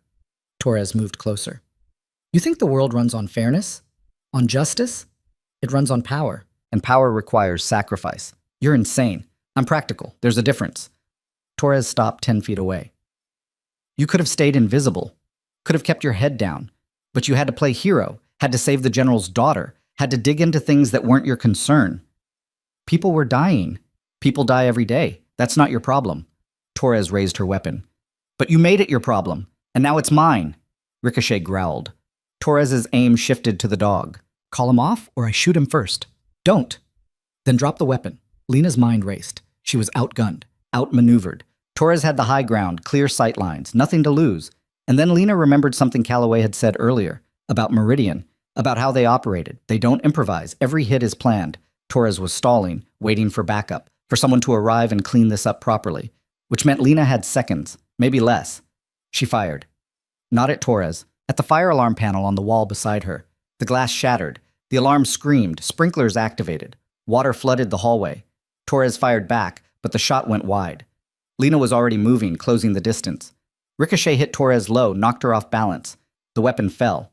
Lena kicked it away, grabbed Torres by the coat, slammed her against the wall. Who else? Lena shouted over the alarm. Who else is involved? Torres smiled through the water streaming down her face. Everyone who matters. You can't stop this. Even if you take me down, there are 10 others ready to step in. Then I'll take them down too. You're one person, one exhausted, traumatized, broken person pretending to be strong. Torres leaned closer. You can't save everyone. You couldn't save your squad. You couldn't save yourself. What makes you think you can save the city? Lena's grip tightened. For a second, she wanted to hit Torres. Wanted to make her pay for every patient who died on an operating table under the guise of medical error. Every family who'd never known the truth. But she didn't, because that's not who she was anymore. She pulled Torres away from the wall, cuffed her with zip ties. You're done. Security arrived 30 seconds later. Real security, not Wallace's people. Lena handed Torres over, gave them the short version. They took Torres into custody, looking stunned. Lena went back upstairs. Calloway was still in Mara's room, pale but upright. Jenna was checking Mara's vitals, hands steady now despite everything. Torres? Calloway asked. In custody, confessed to running the medical side of the operation. Wallace? Still out there. Lena pulled out her phone. But I have an idea. She called the number from the earlier text. It rang twice. You're persistent, Wallace's voice said. I'll give you that. Where are you? Somewhere you'll never find me. I'm already gone, Rains. Out of the city, out of the country by morning. You can't touch me.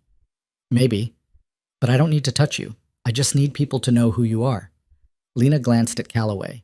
He was recording. Tell me, Director, how long have you been running Meridian? Silence. Or should I ask how much you've made selling classified intel to private military contractors? How many politicians you've had killed? How many innocent people died so you could climb the ladder? You have no proof. I have Torres, I have Hale, I have the woman you sent to kill Mara. They're all talking, and they're all giving you up. Lena kept her voice calm. You're finished, Wallace. The only question is whether you run and spend the rest of your life looking over your shoulder, or you turn yourself in and maybe, cut a deal.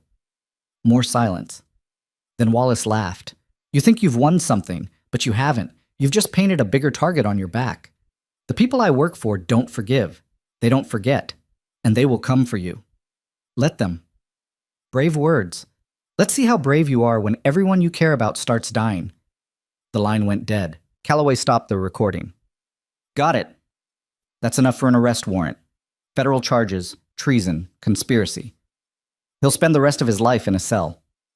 If they catch him, they will. He's not as smart as he thinks. Lena wasn't so sure, but she was too tired to argue. The next hour was controlled chaos. Federal agents arrived, real ones this time, vetted by Calloway personally. They swept the building floor by floor, room by room, found 3 more of Wallace's operatives hiding in service areas, arrested them without incident. The hospital went into lockdown. Every entrance sealed, every patient accounted for. The press was already gathering outside, news vans lining the street, reporters shouting questions nobody would answer. Hale was transferred to a secure federal facility. Torres, too. The woman who'd held Jenna hostage, her name turned out to be Sarah Crane, former CIA, dishonorably discharged, went with them. All 3 singing now, trying to cut deals, pointing fingers at each other and at Wallace.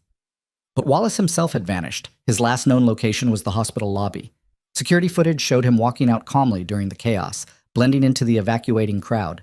No tactical gear, just a suit and a briefcase, like any other bureaucrat leaving work. By the time anyone realized he was gone, he'd disappeared into the city. Lena sat in an empty break room on the 3rd floor, drinking coffee that tasted like burned plastic. Her hands were still shaking. Adrenaline crash. She'd been running on fumes for the last 6 hours. Now that the immediate danger was over, her body was catching up. Jenna found her there 20 minutes later. "You look like hell," Jenna said. "Feel worse." "That makes 2 of us." Jenna sat down, wincing. She had bruises on her wrists where the zip ties had cut in. "They're saying you're a hero, that you saved the hospital." "I just did what needed doing. That's what heroes say." Jenna paused. "What happens now?" "Now we clean up the mess. Figure out how deep this goes. How many people were involved." "I meant for you." Lena looked at her coffee. "I don't know." "You going to stay? At Redwood?" "I don't think I can. Too many people know who I am now." "Is that such a bad thing?" "It is when those people include the ones trying to kill me." Jenna didn't have an answer for that. An FBI agent appeared in the doorway. Young, professional, exhausted. "Ms. Voss, we need your statement." "I already gave one." "We need another, more detailed." The agent glanced at Jenna. "Privately, if possible." Jenna stood. "I'll give you 2 some space." She squeezed Lena's shoulder. "Hang in there." The agent sat down across from Lena, pulled out a recorder, hit play. "Let's start from the beginning. When did you first become aware of Dr. Hale's activities?" Lena walked him through it. Every detail she could remember, the dispatch logs, the warehouse, the confrontation with Torres, the recording of Wallace. It took an hour. By the end, the agent looked like he'd aged a decade. "This is bigger than we thought," he said quietly. "If what you're saying is true, if this network has been operating for 20 years, we're looking at hundreds of potential victims, thousands of crimes. Then you better start digging." "We are, but it's going to take time. And in the meantime, you're exposed. Wallace knows who you are. So does everyone he works with." "I've been exposed before." "Not like this." The agent leaned forward. "We can put you in protective custody, new identity, relocation, full support." "I don't need protection." "With respect, Ms. Voss, you do. Wallace won't stop, and neither will whoever he's working for. You're a loose end, and they don't leave loose ends." Lena thought about the photo on her phone, about the text, about the certainty in Wallace's voice when he'd said they'd come for her. "How long?" she asked. "For protective custody?" "As long as it takes. Could be months, could be years." "And if I say no?" "Then you're on your own. We can't protect you if you won't let us." Lena stood. "Then I'm on my own." The agent looked like he wanted to argue, but he didn't, just packed up his recorder and left. Calloway found her 30 minutes later. His arm was properly immobilized now, sling adjusted, pain meds kicking in. He looked better. Not good, but functional. "Heard you turned down protective custody," he said. "Word travels fast. The FBI's not happy about it." "They'll get over it." Calloway sat down. "You can't do this alone, Rains." "I'm not alone. I have Ricochet." The dog was curled up at her feet, head on his paws, finally resting. "You know what I mean." "Yeah, I do." Lena looked at him. "But I didn't walk away from the military just to let someone else tell me how to live. I make my own choices now, good or bad." "Even if those choices get you killed?" "Especially then." Calloway was quiet for a moment. Then he pulled an envelope from his jacket. "This is from me. Not official. Just Insurance. Lena took it. Inside was a letter, handwritten, and a bank card. What is this? Access to a secure account. Enough money to disappear if you need to start over somewhere Wallace and his people won't find you. Calloway met her eyes. I can't make you take protective custody, but I can make sure you have options. I can't accept this. You already did. The account's in your name. Well, one of them. He smiled slightly. Figure you have a few. Lena looked at the card, at the letter, at Calloway's face. Why? She asked quietly. Because you saved my daughter. Because you did what I couldn't. Because... He paused. Because you remind me of who I used to be, before the rank, before the politics, when I actually gave a damn about doing the right thing. You still do. Maybe. But I've made compromises you haven't, and I've lost things because of it. Calloway stood. Don't make the same mistakes I did. Don't let them turn you into something you're not. He left before she could respond. Lena sat there for a long time, holding the envelope, thinking about the last 2 years, about who she'd been, who she'd tried to become, who she was now. The answer wasn't clear. Her phone buzzed, another unknown number. She almost ignored it. Then something made her answer. Lieutenant Rains? A woman's voice, older, clipped, authority in every syllable. Who is this? Someone who's been watching your work. Someone who thinks you might be exactly what we need. I'm not interested in recruitment. This isn't recruitment. It's an opportunity to finish what you started, to take down the people Wallace worked for, the ones who've been pulling strings for decades. Who are you? Someone who believes the system can be fixed, but only by people willing to burn it down first. A pause. Wallace was a symptom, not the disease, and the disease is still spreading. What do you want from me? Your skills, your commitment, your willingness to do what others won't. Another pause. Think about it. You have 72 hours. After that, the offer expires. And if I say no? Then you go back to hiding, and people like Wallace keep winning. The line went dead. Lena stared at the phone. Part of her wanted to throw it away, to walk out of the hospital and never look back, to find some quiet corner of the world and disappear for good. But another part, the part that had flown helicopters through war zones, that had saved Mara Calloway, that had taken down 3 corrupt medical professionals in under 48 hours, that part wasn't ready to stop. She stood, pocketed the phone, scratched Ricochet behind the ears. The dog looked up at her with eyes that saw too much. Come on, boy, she said. We've got work to do. They walked out of the break room together. Mara woke up an hour before dawn. The room was dim, monitors beeping softly. Calloway was asleep in the chair beside her bed, his injured arm resting awkwardly across his chest. She tried to sit up. Pain lanced through her ribs. She gasped. Calloway woke instantly. Mara, easy. Don't move too fast. What happened? Her voice was rough, throat dry. Car accident. Someone cut your brake lines. You rolled 3 times before the paramedics got to you.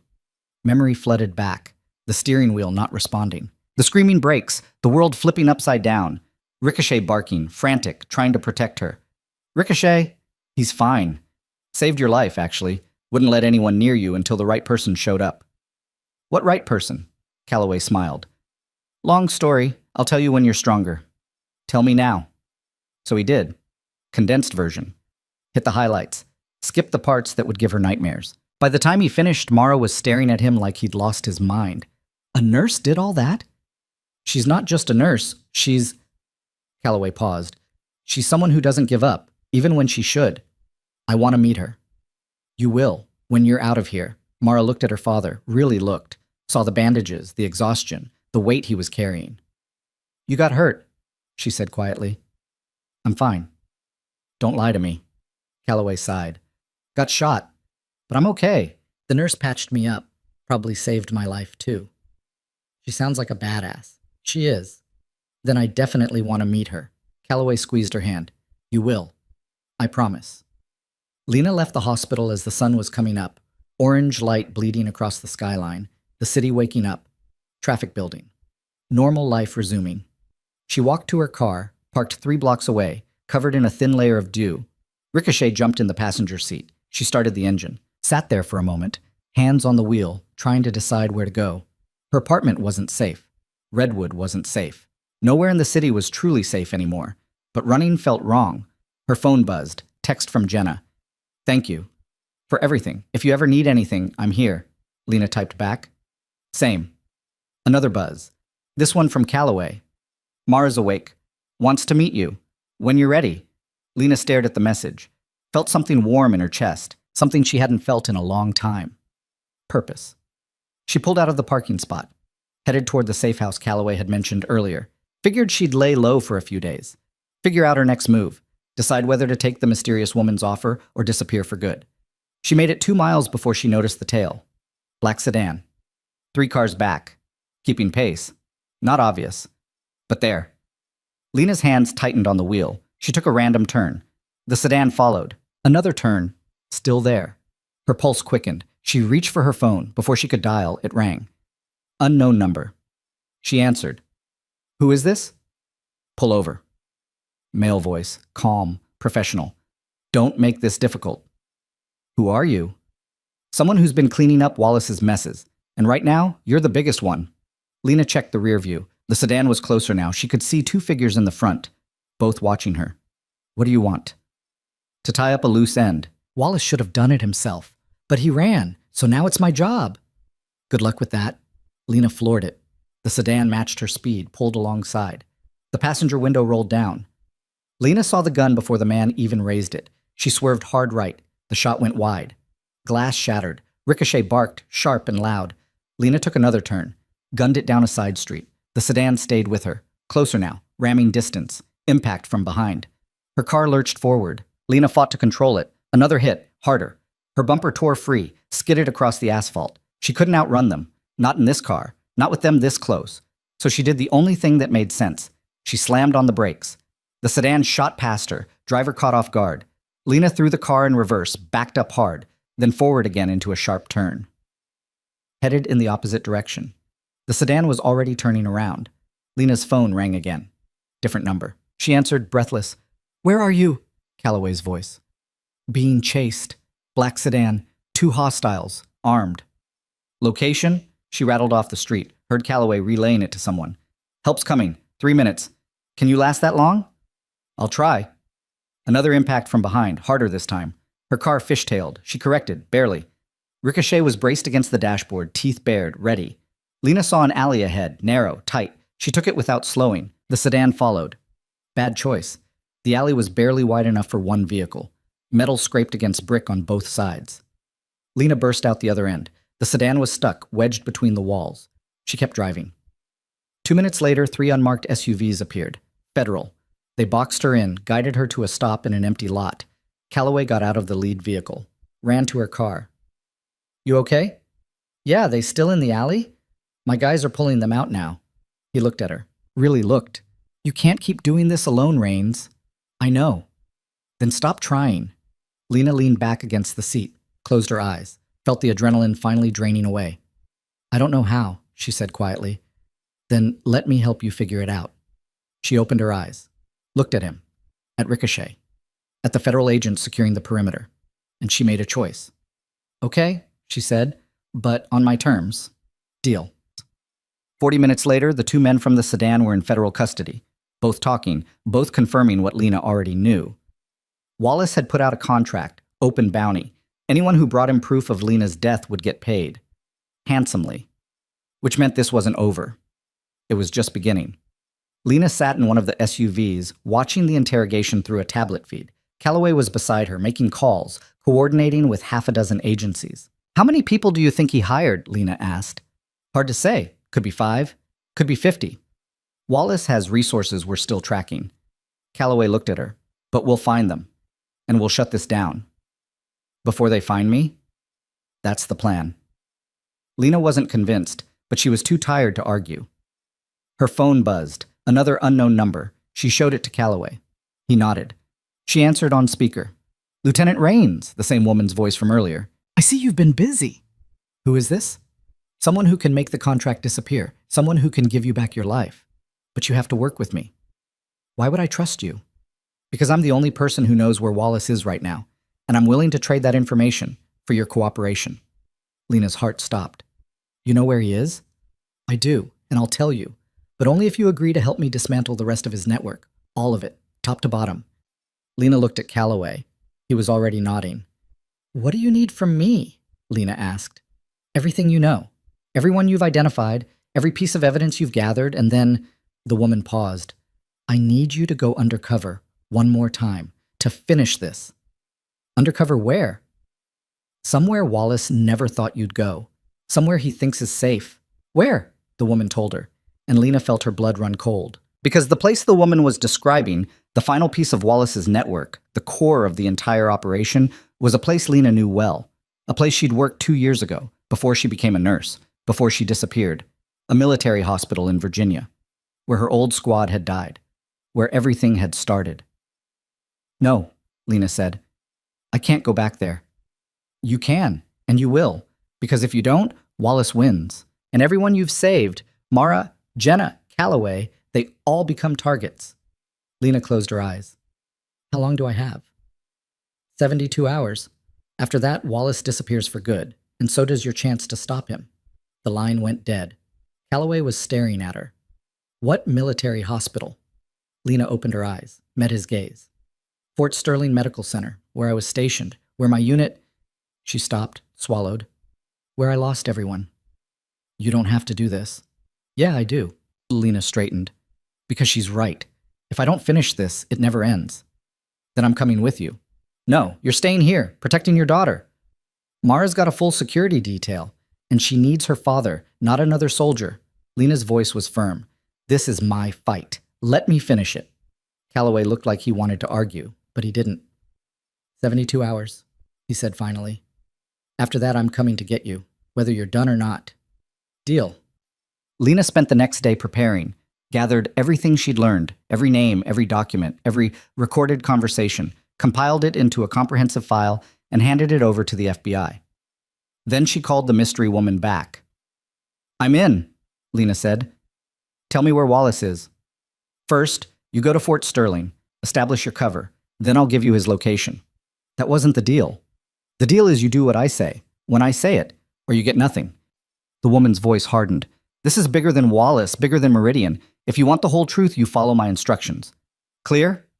Lena wanted to argue, wanted to demand answers, but she was out of leverage. Clear. Good. Your cover is already in place. You're returning to Fort Sterling as a trauma consultant, reviewing old cases, looking for medical errors. A pause. Including the one that killed your squad. Lena's throat tightened. Who are you? Someone who knows what really happened that night, and someone who's ready to burn down everyone responsible. The line went dead.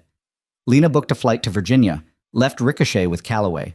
The dog didn't want to go, kept whining at the door, but Lena couldn't risk bringing him. Too recognizable. She flew out at dawn, landed 4 hours later, rented a car. Drove to Fort Sterling. The base looked exactly like she remembered. Gray buildings, chain-link fences, guard towers, the smell of diesel and fresh-cut grass. She showed her credentials at the gate. The guard checked them, waved her through. Fort Sterling Medical Center was at the north end of the base, 5 stories, modern, clean, nothing like the field hospitals she'd worked in overseas. But it felt wrong. Had always felt wrong. Lena parked, walked inside, found the administrative office. A woman in uniform looked up. Can I help you? Lieutenant Kira Rains. I'm here to review case files. Trauma department. The woman checked her computer. You're expected, 3rd floor. Dr. Garrison will meet you there. Lena's blood went cold. Dr. Marcus Garrison, head of trauma. The man who'd been in charge the night her squad died. The man who'd signed off on the report that said it was her fault. She took the elevator to the 3rd floor, found Garrison's office, knocked. Come in. She opened the door. Garrison looked up from his desk. Older now, grayer. But the same hard eyes, the same thin-lipped smile. Lieutenant Rains, he said. I was wondering when you'd come back. Lena stepped into the office and closed the door behind her. The room smelled like coffee and old paper. Garrison sat behind his desk like a king on a throne, fingers steepled, watching her with the kind of patience that came from knowing he held all the cards. Sit, he said. I'll stand. Suit yourself. Garrison leaned back. I have to admit, I didn't think you'd have the guts to come back here. Not after what happened. What happened wasn't my fault. That's not what the report says. The report was a lie. You know it. I know it. The only question is why you covered it up. Garrison's expression didn't change. Careful, Lieutenant. Accusations like that can end careers. I don't have a career anymore. You made sure of that.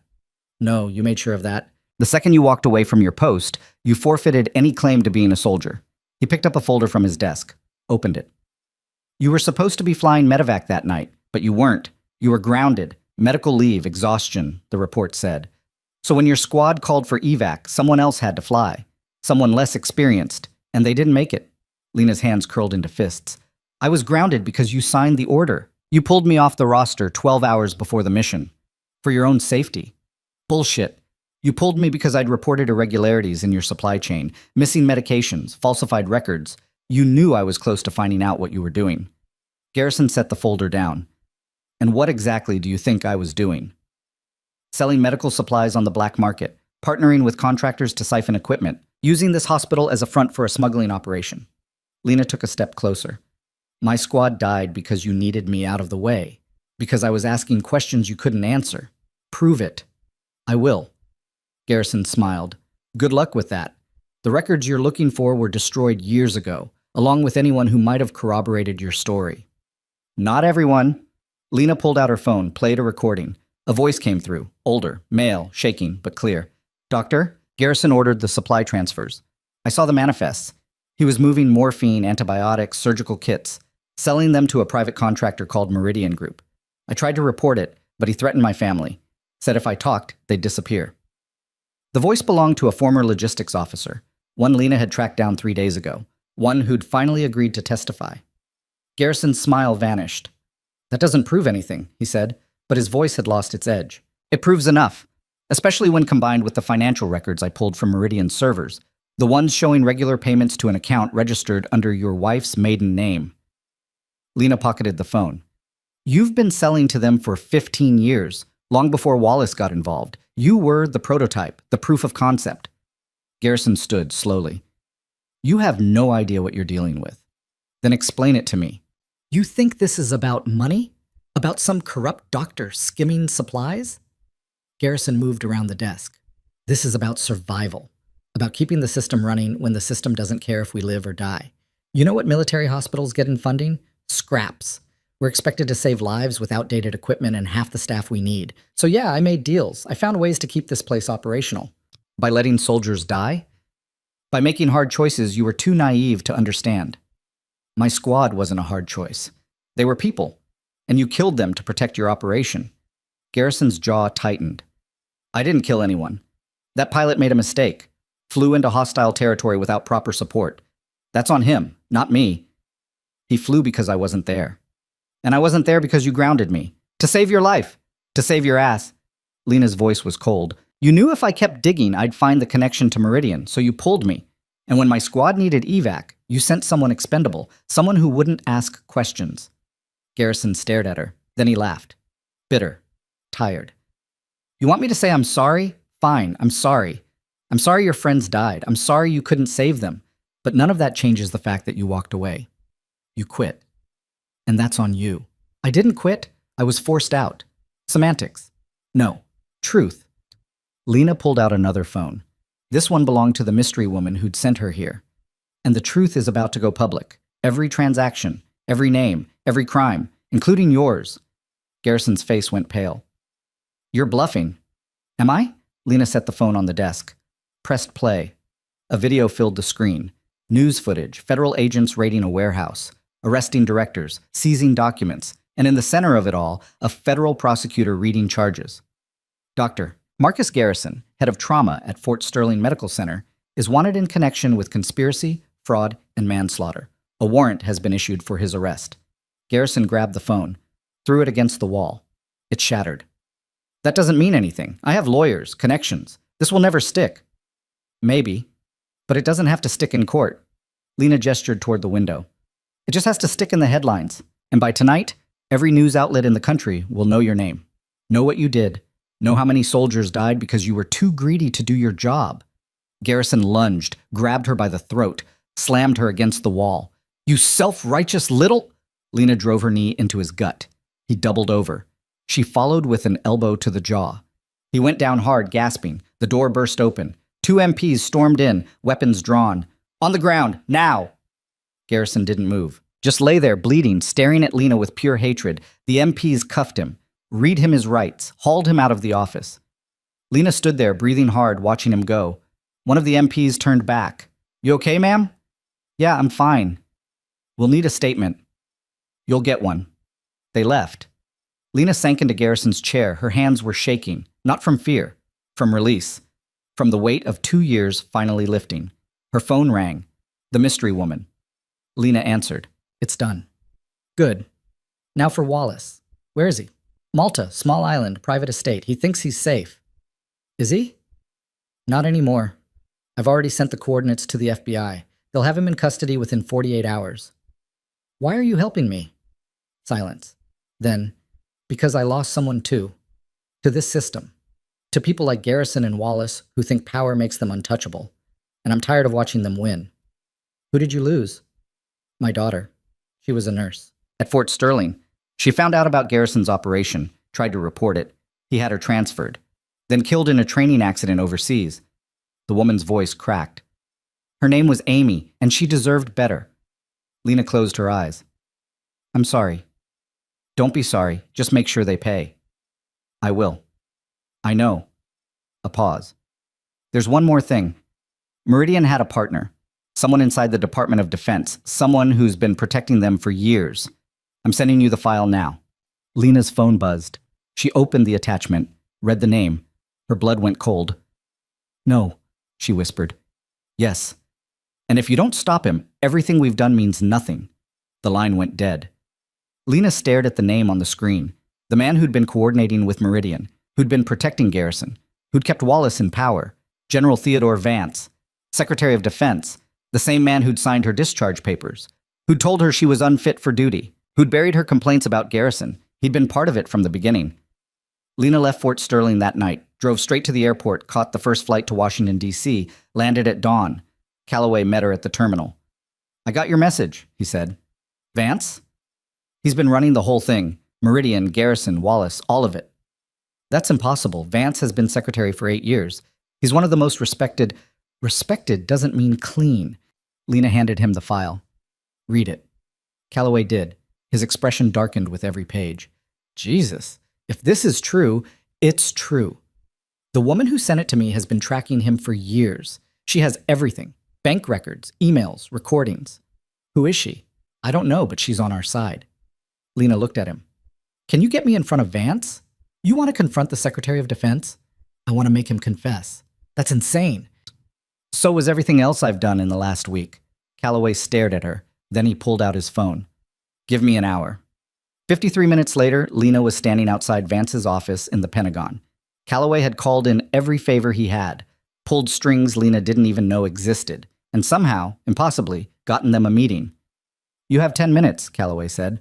After that, security will remove you, physically if necessary. 10's enough. They went in. Vance's office was exactly what Lena expected. Large, expensive. American flags in the corners. Photos on the walls of Vance shaking hands with presidents, generals, foreign dignitaries. The man himself sat behind a massive desk, reading glasses perched on his nose, looking every bit the distinguished public servant. General Calloway, Vance said without looking up, to what do I owe the pleasure? We need to talk. About Meridian. That got Vance's attention. He set down his papers, looked at Lena. And who's this? Lieutenant Kira Raines, former 161st SOAR. Vance's expression didn't change. I remember you. You filed a complaint against Dr. Garrison 2 years ago.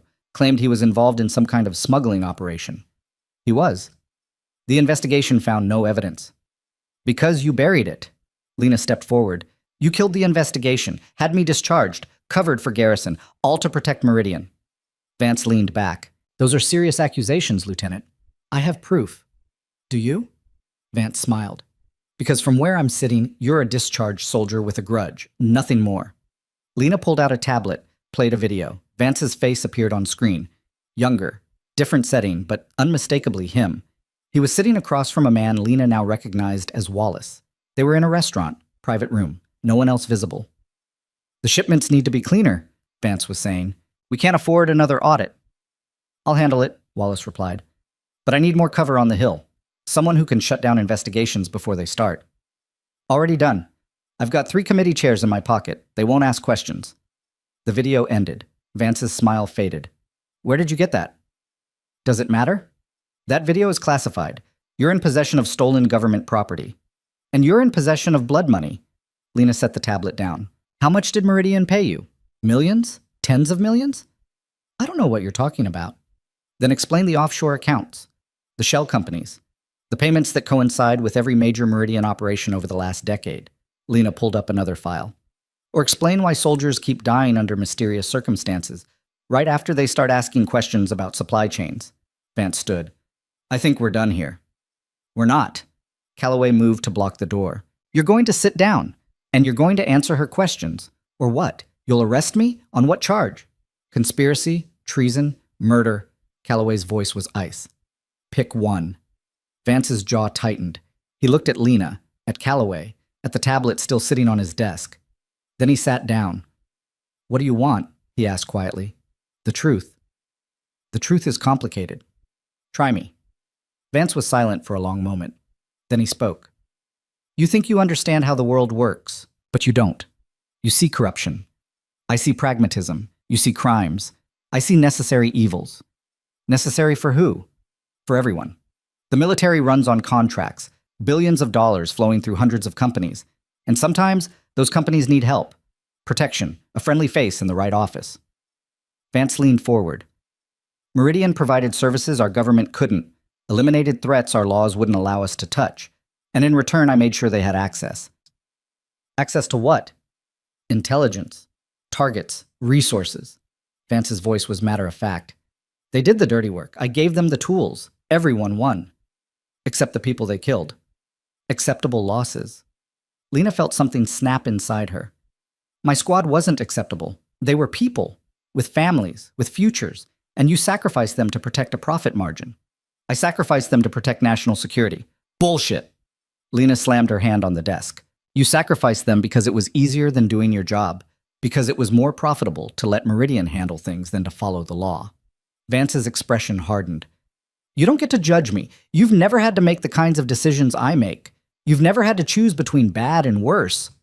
You're right, I haven't, because I refuse to become what you are. And where did that get you? Discharged, discredited, running for your life. Vance stood. You're a cautionary tale, Lieutenant, a reminder of what happens when idealism meets reality. No, I'm proof that reality can be changed. Lena pulled out her phone, hit a button, and every screen in Vance's office lit up. News broadcasts, live feeds, press conferences, all showing the same thing. Federal agents raiding Vance's home, seizing documents, leading his chief of staff out in handcuffs. And on every channel, the same headline, Secretary of Defense under investigation for conspiracy. Vance stared at the screens. His face went white. What did you do? I gave the FBI everything, every file, every recording, every transaction. Lena pocketed her phone.